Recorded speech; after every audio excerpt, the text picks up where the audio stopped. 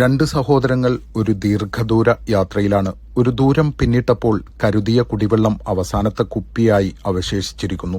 കലശലായ ദാഹം അലട്ടാൻ തുടങ്ങിയപ്പോൾ ജ്യേഷ്ഠൻ വെള്ളം കുടിച്ചു. ബാക്കി അനിയനു നേരെ നീട്ടി. നിർഭാഗ്യവശാൽ കുപ്പി നിലത്തു വീണുടഞ്ഞു. ദാഹം സഹിക്കവയ്യാതെ നിന്നിരുന്ന അനിയന് ദേഷ്യം വന്നു. ജ്യേഷ്ഠനെ ശക്തിയായി അടിച്ചു. ജ്യേഷ്ഠൻ പ്രതികരിച്ചില്ല. പകരം അവിടെ മണ്ണിൽ എഴുതിവെച്ചു, ഇവിടെ വെച്ചെന്റെ അനിയൻ എന്നെ അടിച്ചു. അവർ യാത്ര തുടർന്നു. ചെങ്കുത്തായ മലകളും കാടും കടന്ന് അവർ യാത്ര ചെയ്തു. ദുർഘടം പിടിച്ച വഴിയിലൂടെ അവർ നടന്നു നീങ്ങവേ ജ്യേഷ്ഠന് കാൽവഴുതി. വീഴുന്നതിനു മുമ്പ് അനിയൻ കൈപ്പിടിച്ച് കരകയറ്റി. ജ്യേഷ്ഠൻ അവിടെയൊരു പാറയിൽ കൊത്തിവെച്ചു. എന്റെ അനിയൻ ഇവിടെ വെച്ചെന്റെ ജീവൻ രക്ഷിച്ചു. ആശ്ചര്യത്തോടെ അനിയൻ ചോദിച്ചു, നിങ്ങളെന്താണ് ഇങ്ങനെ ചെയ്തത്? ജ്യേഷ്ഠൻ പറഞ്ഞു, ആദ്യത്തേത് മറക്കേണ്ടതും മാഞ്ഞു പോകേണ്ടതുമാണ്. കാറ്റോ മഴയോ വന്നാൽ മണ്ണിൽ എഴുതിയത് മായും. രണ്ടാമത്തേത് മാഞ്ഞു പോകാൻ പാടില്ലാത്തതാണ്. കല്ലിൽ കൊത്തിയത് മഴക്കും കാറ്റിനും മായ്ക്കാൻ കഴിയില്ല.